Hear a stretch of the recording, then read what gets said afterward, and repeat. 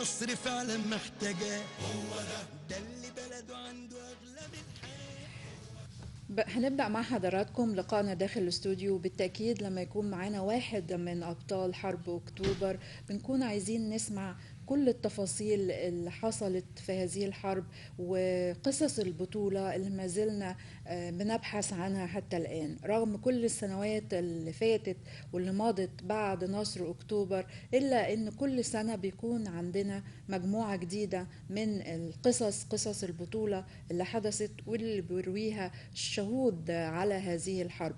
يمكن مشاهدينا زي ما قلت في الاتصال التليفوني انه رغم انه في عدد من الاعمال الفنيه تمت مرتبطه بحرب اكتوبر او جزء منها مرتبط بحرب اكتوبر، الا ان هذه الروايات او الاعمال او الدراما لم تقدم التضحيه اللي كانت موجوده في هذه الايام. بيشرفنا يكون معانا داخل الاستوديو واحد من أبطال هذه الحرب، حرب العزة والكرامة، حرب استرداد الأرض، حرب عودة سيناء بالحرب والسلم فيما بعد أو بالسلام فيما بعد. بيشرفنا يكون معانا البطل إبراهيم سعودي، واحد من أبطال الكتيبة 133 صاعقة، أبطال موقعة أبو عطوة. أهلا بحضرتك. اهلا بحضرتك استاذه منى، وكل سنه وانتم طيبين. وحضرتك طيب وفي افضل حال، وبنشرف ان حضرتك معانا النهارده استاذ ربنا ابراهيم يخليك يا فندم. او البطل ابراهيم سعودي. انا هبدا مع حضرتك ويمكن هنرجع شويه بالتاريخ وتاريخ المنطقه كله. كان في حروب وتعدي، وده نتيجه لاهميه محور قناه السويس. وهبدا من زي ما حضرتك قلت لنا من الطفوله والعدوان الثلاثي الغاشم اللي كان سنة 56 على بورسعيد، وحضرتك كابن من أبناء بورسعيد. حاضر. انا ابلغ رساله طبعا، ويا ريت الشباب يسمعوها. في القصه اللي وانا صغير ديت زرعت في دماغي الوطنيه. يعني في حرب 56 كان عندي 7 سنين. فالاول هي بدات ازاي؟ ان الاحتلال الفرنساوي كان في بورفؤاد والانجليز نزلوا بورسعيد. بس كان في موقعة يعني بورفؤاد حصلت ان العيال الفرنساويين بعد الساعة او الساعة 5 كان في حظر تجوال. شافوا راجل فران طالع يوزع عيش، فقاموا ضاربينه وموتينه. انا ببص من البلكونة، كان اول مرة اشوف واحد ميت مرمي تحت. اما ضربوه موتوه، نزل والدي الله يرحمه وبيشتغل في المينا، وعشان يعني بيشتغل في يعني له في اللغات، نزل يتعامل معاهم. ايه اللي انتوا عملوه؟ قالوا له امشي من هنا بتاع. قالوا له انت ضربت انتوا ضربتوه قبل الساعه 5. انتوا معادكم 5 حظر تجوال. ايوه. فانت مالكش دعوه، امشي بتاع كلام من ده. لا هو جاي بعد 5. المهم هو كلامهم اللي يمشي. عدوان غش يعني احتلال غاشم. فما ضربوا الراجل الفران ده ومات. مش عاجبهم ان والدي ينزل يتكلم في الموضوع. نزل طلع والدي على الشقه، طلعوا عيلين فرنساوي صغير، عيلين. انا ما اعرفش بقى 7 سنين، ما اعرفش ايه الاحتلال ده جاي يعمل ايه. دول ايه ده؟ ايه دول ضيوف ولا جايين يعملوا ايه ولا؟ فقاموا طالعين زقوا الباب بتاع الشقه، زقوا والدي وكلام من ده، عملوه يعني معامله وحشه جدا علشان يعني كارت ارهاب. عشان أيوة. اللي انت شفته ما يحاولش يتدخل تاني. ما انتش تتدخل تاني. وقاموا طالعين طلقتين في السقف ومسخسخين من ده. عيل صغير. توالت الاحداث على طول. بعدها ب 11 سنه جت نكسه 67. كان عندي 18 سنه. في الحاله ديت الهجوم الاسرائيلي جاي على بورفؤاد عند كليه التربيه هناك في ارض الملاحات، وداخلين على سينا ياخدوها. داخلين عليها في نكسه، ما دي نكسه 67. ايوه. فما دخلوا المنطقه دي جات لهم اوامر انهم يستنوا عند الملاحات، ما تعدوا، ما تخشوش بورفؤاد ولا تعدوا القناه. انتوا هتقعدوا عند القناه دي، خلوا ده مانع قدامكم. من مشيده يعني. كان في الحاله دي انا عندي 18 سنه. فطبعا جيت في الحاله في الايام دي يعني لازم بورفؤاد تخلف في خلال 6 ساعات، لان الاسرائيليين داخلين على طول على بورفؤاد. فما جيت والدتي الله يرحمها، يعني في 56 كنت انا واخويا اكبر مني، ولي اخت كانت على ايد والدتي.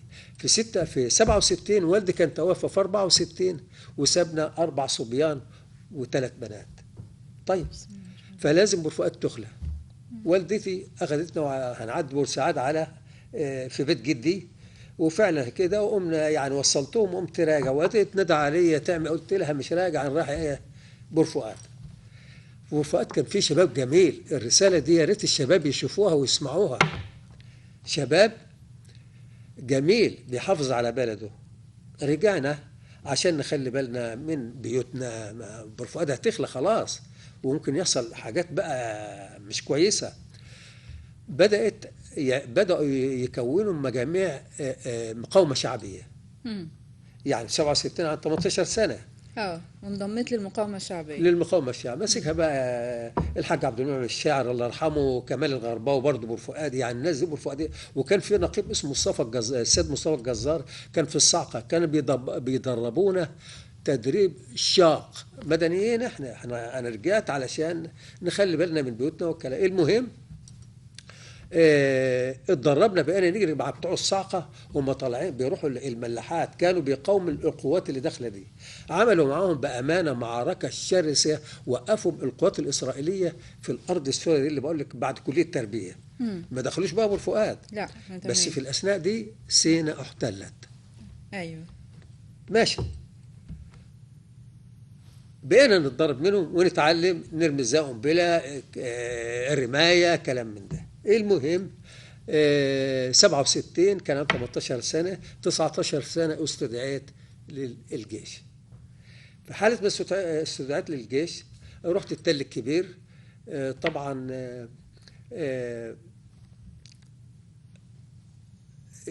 التحقت على الكتيبة 133 الصاعقة دي من الأول.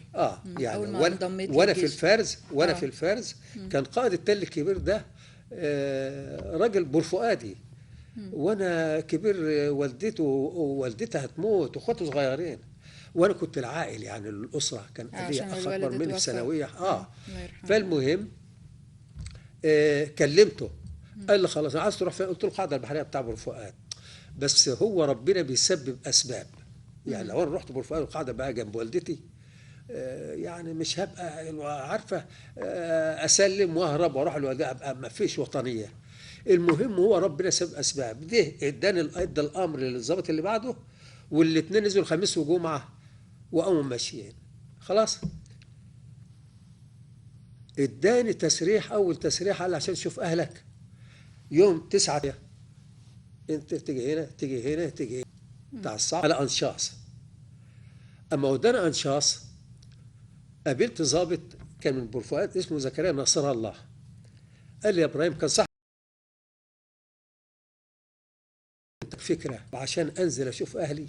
كان في الايام دي بقى ايه بيهجروا بورفؤاد الهجره الثانيه، الاولانيه ديت بتاع اللي خدت والدتي عند جدي في بورسعيد نفسها، كانوا رجعوا لنا شويه بس بعد كده ايه في خميس وجمعه هنزلهم التسريح زي اجازه. طبعا انا نهرت اكتر. انت عندي ولا هنا ولا ما، قلت له انا عايز حد بس من بورفؤاد يوصلك، يمكن يكون عنده معلومه هم راحوا فين او تهجروا في وكنت بورفؤاد مشهور شويه، شقاوي كوره مش عارف يعني، كنا معروفين، عائله السعود معروفه، شباب جميل. بورفؤاد كان زمان صغيره، كان كله عارف بعضه، نظامها فرنساوي، وكنا متربيين تربيه هاديه جميله. دي بورفؤاد. فالمهم اما الراجل ده قال لهم ده عندي، تعال هنا. قمت رايح له، قال لي ما، قلت له كده كده كده. قال لي والله العظيم انا عند امل هتشوف اهلك.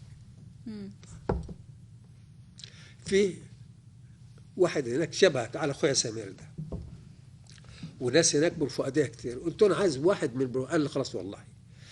انا رحت معاه، زمايلي واحنا في القطر ادالهم رقم تليفون، ادالهم رقم تليفون، قال لهم دي تليفون ورشه جنبنا، بس بكره انا هطمنكم، اتصل عليه يا ابو. وفعلا هي خدنا بقى بالقطر، بقى قطر كان حربي بيطلع من الزقازيق، قطر حربي لغايه ما نزلنا في محطه اسمها السانتا غربيه. السانتا غربيه فركبنا عربيه اتكربسنا فيها، هو خدنا وراه قعدنا على الشنطه. راجل كان نقيب محترم جميل. فضلنا ماشيين طول ما احنا ماشيين يقول لي هنا بورفؤاديه، هنا بورسعيديين، هنا مش عارف، انا عايز انط من العربيه. عايز تسألهم كلهم. قام اخدنا لغايه ما رحنا البيت. اما رحنا البيت فقال لمراته احنا شوفي الناس الكرمه، قال لمراته جهز لنا جلبيتين حلوين كده واكله جميله. ماشي، واكله جميله. انا قلت له مش اكل، ما تحاولش، ولا هلبس جلالين. قال له والله بتاع مراته طبطبت عليه، عيل صغير، قلت له عشان خاطري بقاله كتير يعني هي عايزاني اهدى عشان خاطري تاكل لقمه معاها. قلت لها ماشي. وهي في المطبخ فبقول لها يا فلانه الناس اللي جنب كده بتوع برفقات دول مين؟ تخيلي. سبحان الله. ايوه. قالت له في عيلة الضويني وعيلة الزرومبة دي أخويا الكبير كان اتجوز بنتهم بقى بعدين يعني. وعيلة هو أول ما قال قمت أنا إيه قايم. قال له اقعد. وأم سمير جارتهم. أنا سبحان الله. يعني جارتهم. وأم سمير. يعني انت رحت لها او رحت لاسرتك من غير ما تكون قادر توصل لهم. ما فيش، سبحان الله. هو ربنا بعت الملك ده يوديني. عشان يعني ترتاح بقى وتبدا شفتهم تبدأ بقى، شفتهم في الحرب. بقى. مش هقول لك على الحفاوه بقى اللي حصلت. اكيد وبعدين طمنت عليهم بقى. اطمنت عليهم. رجعت لوحدتك او بعد الاجازه. جندي فريش. ايوه خلاص بقى انت اطمنت على اسرتك. وبدات كان في التوقيت ده في عمليات بتقوموا بيها. حروب الاستنزاف بقى، حروب الاستنزاف. الكتاب بتاعتنا شاركت في عمليات منها. عمليتين منها احكي لك عليهم بعد كده نخش على بعض ان شاء الله. اتفضل. العمليتين دول قائد الجيش الثاني اللي هو عبد المؤمن خليل كلم قائد الكتيبه باستطلاع بفردين من عندك يعدوا القناه علشان هيستطلعوا النقطه القويه. كان قدامنا نقطه قويه يعني صعب، ويضربوا علينا ضرب عشواء وكلام من ده، والطيران بالهليكوبتر يرموا علينا منشورات ممنوع حد يعدي القناه، اللي يعدي القناه هيروح الجنب الثاني في سلك شايك هيعمل ذبذبه لاقرب كمين يطلع نص بوصه يصطاد. يعني كانوا بيهددونا ويخوفونا بيهمونا ان في سلك شايك الجنب الثاني. المهم خدنا المهمه. فقاد رئيس عمليات كان بورسعيدي قال لي يا سعودي النهارده انت هتعدي القناه. كان هم بياخدونا يدربونا ودونا الاستاد، فكنا بننزل بسين نتدرب بتاع كلام ده. كنا قاعدين فتره في استاد المنصوره. فطبعا على الجبهه باخد الامر ما فيش يا مرحميني ما ترمشيش، ما فيش طب ليه تمام يا فندم. قال له معاك البطل فاروق عبد الفتاح السيد، ده كان من نبروه، ده استشهد في بعضه وهنجيله بعدين. خلاص. وفعلا قال له هتروح. جه الضابط قائد الفصيله بتاعتي. أنا كنت بجيد الرمايه ايامها، وكان تسليحي فرد قناص. ايوه. خدنا. فالضابط بتاعي قال له مهمتك يا ابراهيم في لفه حبل محطوطه كده كبيره. بعدين بقى لما اشتغلت في البحر اللفه دي اللي يعني النورمال بتاع الطول بتاعها 240 متر، طول القناه 180 متر تقريبا، وفي فانوسين اشاره بتاع الارشاد اخضر واحمر في وسط القناه. انا هاخد طرف الحبل وهنزل اسحف اعوم واحده واحده. طبعا بعوم سباحه ما فيش طرطشه ميه ودن تسمع ولا صوت. فهاخد طرف الحبل وزمايلي في الضفه الثانيه جنب الضفه الغربيه من الموقع اللي انا نزلت منه بيطولوا لي الحبل واحده واحده. اروح عن الجنب الثاني اربط الحبل. شوفي ليله كحله ونزل الميه والقوات الاسرائيليه قدامنا، يعني ممكن يصطادوني وانا في الميه. أنا حديثنا مع البطل إبراهيم سعودي، وكنا بنتكلم عن واحدة من العمليات اللي حضرتك شاركت فيها فترة حرب الاستنزاف، وهنتنقل للمعركة الأهم وهي معركة أبعاده. تمام. المهم عدينا يعني رحنا نفذتوا المهمة. بنكمل المهمة. ان انا هعدي بالحبل اربطه الجنب التاني الفانوس، هنزل لي فاروق الله يرحمه هيجي بالحبل واحده واحده، هنطلع عند القوات الاسرائيليه علشان نستطلع القوه دي. وانا بزحف على بطني عشان اطلع على القوات الاسرائيليه بعد ما عبرنا الميه. طبعا انا لمست في سلك شايك، قطع رجلي فوق هنا، هو قطع الافرول واخد حته بتاع 20 سم في فخدي. طبعا انا ما اتعورت، وميه حادقه، كان نار، بس لا اقدر مش قادر اتكلم. فالمهم طلعنا انا وفاروق، اما طلعنا وعديت السلك بتاعه، خلصنا المهمه، وكانت مهمه ناجحه جدا. دي شهاده قائد الجيش الثاني. اما طلعت وعديت في السلك وقطع رجلي، وطلعنا فوق القوات الاسرائيليه، بقينا فوقيهم كده، هم تحتنا. احنا عايزين نعرف القوه دي ايه والقوه اللي هتغيرهم بعد كده. فضلنا قاعدين لغايه ما الورديه جت وغيرتهم ومشوا، واضطرينا علشان ننسحب بقى ونرجع. هنسحب في طلقه اشاره من الجنب الثاني من ناحيه الكبهه ده عربوها كده، ساعه طلقه الاشاره ما تطلع احنا هننسحب عشان نرجع. انسحبنا ورجعنا. فاروق هيشد على الحبل واحده واحده ويطلع، وانا هفك الحبل زي ما اخدته الاول ونرجع تاني امسكه، وزمايلي هيسحبونا. اول ما وصلت الجنب الثاني كنت اتكشفت. فونس اضاءه ضربت في الكنال، ضرب عليها بالنص بوصه. دبابه طلعت ضربت طلقتين، فانا اترميت تاني في الميه بس ماسك الحبل. كان في واحد اسمه طه علي وهبه من دكرنس حي يرزق، الراجل دوت كنا مسمينه الدبابه البشريه. طلع المفروض ما يطلعش في الهو كده على طول، طلع عشان يشدني بالحبل وانا ميت على الحبل. ابراهيم ما سيبش الحبل، فقام شديدني، قام رميني تحت ونام عليه وقعد يكبر الله اكبر الله اكبر. لما رجعنا بقى قائد الجيش الثاني عايز يعرف التقرير، بديله التقرير، فبيقول لنا انا وفاروق الله يرحمه، بيقول لنا انا في واحد منكم مجروح. قلت له يا فندم. قال لي ازاي؟ قلت له حصل 1 2 3. قال لي السلك الشايك؟ قلت له اه. قال لي السلك الشايك؟ قال لي ما كهرباكش؟ قلت له لا. ولا عمل ذبذبه ولا اي حاجه. قال لي انت كان ممنوع ما تلمسوش. قلت له والله ده اللي حصل. فكان التقرير عشان على اساس الوهم اللي كان الجنود الاسرائيليين بيوهمونا به. الحمد لله. جينا بعد كده يعني هنخش على معركه ابو عطوه. معركه ابو عطوه احنا اتحركنا من الهرم، جينا يوم 19 اكتوبر، جينا فجر 19. اما جينا فجر 19 كنا يوم جمعه، هنبدا نخش على قوه داخله، قوه غاشمه، قوه يعني عدد 2 اللي هو مظلي كان داخل على منطقه اسماعيليه من الثغره، وهيعدي منتشر في الجناين، دباباته قواته كلام من ده. الاوامر اللي جات لنا ممنوع، لان ده كان مهمته ان عايز يطوق الجيش الثاني ويخش اسماعيليه، يحتلهم من اسماعيليه على بورسعيد. ايوه. جات لنا الاوامر ان احنا نتعامل معاهم ونصدهم. طبعا انا مش هتكلم، طبعا يعني هتكلم في وقعه معينه، لان احنا دخلنا، طبعا كنا دخلنا غلط في الاول، بدانا نعيد ترتيباتنا. فكان معانا بطل قائد السريه الاولى اسمه ابراهيم الدسوقي، رائد حسن السنان. الراجل دوت يعني ادالنا دفعه سبحان الله. شوف القوه الغاشمه اللي داخله علينا، وهنعمل لهم ايه وهنعمل ازاي. بس تخيلي لما القائد بتاعك يجري على دبابه، وهو قال لنا يعني هو حاسس بالشهاده وبلغنا اننا داخلين على القوه كذا كذا. احنا تيممنا اليوم ده بالجمعه عشان نصلي، والشهيد ابراهيم الرفاعي كان اليوم ده استشهد بالظبط. دخلنا، الضابط ده يرقدنا لما شاف غبار جاي من بعيد على مدق جاي على الدبابه، رقدنا، نزل ماخد قنبله في ايده وجرى على الدبابه، قام رميها انفجرت.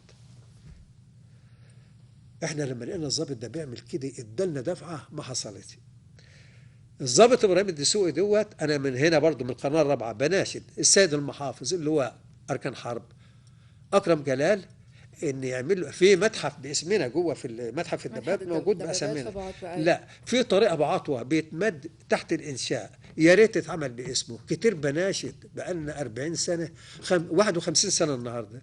الشهيد ابراهيم الدسوقي حط في اسماعيليه مكانه جباره، لولا الراجل دوت احنا كنا يمكن ضعنا في اسماعيليه في معركه ابو عطوه. بداوا بقى ايه يكملوا ده، الكلام ده كان الظهر. بدأنا نتعامل معاهم. هو لما دمر الدبابة كان وراها 3 عربيات مدرعة فيهم قوات مظلية، نزلوا الجناين. فأثناء ما نزلوا الجناين طبعا اصطدناهم. أنا كفرد قناصة سبت بندقية القناصة دي في الهرم، وكان معايا بندقية آلة، إنما في الجبهه كان معاه بندقيه قناصه واتعاملت فيها وضارب ولد اسرائيلي برضه في التينه. المهم هنتعامل ازاي بقى بعد الكمين ده ما اتدمر؟ ايوه. هم انسحبوا لما شافوا الدبابات بتاعتهم الظهر. ده يعني الكمين ده لو كان عدى مننا ودخل اسماعيليه، كانوا هم دخلوا بالقوات اللي هي الهائله اللي كانت داخله تخش كانوا مجهزينها. احتلال. ايوه. لما لقوا القوات ديت اتدمرت، قاموا منسحبين تمام. بسبب البطل ابراهيم الدسوقي اللي بقول لك الله عليه. يرحمه. العيال الجنود لما نزلوا الاسرائيليين ضربنا فيهم ضرب يعني ايه بشراسه، كنا أيوة. بنصطادهم يعني اشتغلنا معاهم شغل، كنا يعني اصطادنا منهم كتير. انا جبت ولد اسرائيلي اسير والاشاره بعتت ان انا جبت ولد اسرائيلي، بس وانا راجع به فت على الدبابه المضروبه هنا في اصابه، لان كان مع شاب رامي الدسوقي الله يرحمه 2 شهداء، محمد سعدون ولد كان اسمه علي الاسواني تقريبا، وكان في اصابات واحد اسمه عباس العقاد ما علينا، ومحمد ربيع شاهين ده. انا وانا راجع بالولد ده الاسرائيلي ده لقيت محمد ربيع شاهين بينادى عليا مرمى على الارض، يا سعودي الحقني يا كان صوته كان من ديكرنس برضه. فطبعا انا هعمل ايه الولد ده بيعافر معايا علشان بقى هيغدرني وانا هجري على زميلي. فاهمه؟ خلصت منه عشان تنقذ زميلك، اجيب زميلي وانا هفرح ان انا جايب اسير. هو عايز يتنطط عليا، خلصت منه وجريت على محمد ربيع شاهين، خدته على جنب كده اهو بقى مرمي، وهو مضروب طلقه في فخده وشظيه في ايده، بس كان جرم عني. بقيت اقول له ابوس رجلك ساعدني، اقسم بالله العظيم كانت الطلقات علي انا ومحمد ربيع شاهين دي، عارفه العصافير لما تعدي من جنبك؟ والله العظيم كان بين وداني انا وهو. هم عايزين يجيبونا بقى لان احنا الاثنين اللي متاخرين في الكمين، وهم كانوا بقى جايين من مكان تاني، جايين لقواتهم المحروقه المتدمره دي. أيوة. عايزين يجيبوا اي حد. و جات لنا اوامر ان في هجوم بالليل تناياسه، اللي هو يوم 22 اكتوبر، يوم 26 رمضان. سبحان الله كان ليله قدر يوم 26 رمضان و22 اكتوبر، وقاموا داخلين بالثلاث دبابات دول بالليل. جات لنا اوامر ننزل في حفر برميليه. في الاثناء دي مش عايز اقول لك، انا كان معانا بطل اسمه علمي سيد حسين كامل، كان ملازم. الراجل دوت كان يقول لنا على اجسادنا يعني مش هنسيب المكان، مش عايزين الجنود الاسرائيليين دول يهنا لهم بال هنا. أيوة. خلاص اتعاملنا معاهم على اعلى مستوى، كان 2 لواء مظلي. في بقى حاجه كمان تانية، يعني معركة شرسة جدا جدا. ده ربنا. أنا عايزة أعرف التكريمات اللي حضرتك حصلت التكريمات الحمد لله دي نوط الشجاع العسكري من الطبقة الأولى. دي بأمر الراحل الرئيس أنور السادات، بطل الراحل أنور السادات. دي كانت محافظة بورسعيد عن الكاتبة 133 صاعقة. في تكريمات تانية حصلت عليها؟ إنني كان نفسي أستشهد مع الشهداء اللي استشهدوا.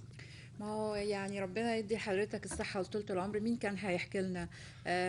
ربنا يعني أكيد له حكمة في إن حضرتك لسه معانا عشان تحكي لنا كم واحد قلت لنا دلوقتي عمل إيه وكان بطولاته إيه. لا دي المعركة طويلة، بس أنا عشان الوقت المعركة بالتأكيد كبيرة. بالتأكيد. وفي كمان دكتور عادل عبد الشكور إبراهيم، ده أستاذ في كلية علوم جامعة السويس، عامل ملحمة للمعركه دي بالذات. أيوة. ويمكن الدكتور عادل عبد الشكور ده اللي جمعنا بعد 40 سنه، كان بيجي لنا البيوت.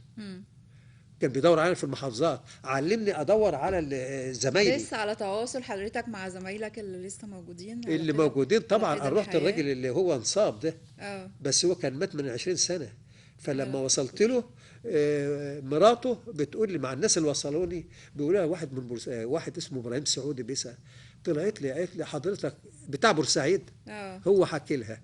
فالدكتور عادل عبد الشكور عامل ملحمه، يا ريت نداء للشؤون المعنويه توافق على الملحمه بتاعته دي ونخلص، عشان هتسمعوا منه قصص هو ماسك المعركه دي. تمام. يعني احنا طبعا كنا نتمنى ان الوقت يبقى اطول من كده عشان نعرف المعركه كبيره. المعركه والفتره كلها مهمه في حياتنا وحياه المصريين، والتضحيه مش بس اللي قام بيها الجيش اللي كان شايل روحه على ايده، ولكن الاسر اللي اتهجرت والاسر اللي استضافتهم او احتوتهم. مصر كلها كانت شعب مصر بتحارب، شعب عظيم. نعم. شعب عظيم، شعب مصر شعب عظيم. ويا ريت الشباب يسمعوني، الشباب نفس الشباب بتاع ده، يا رب يسمعوني.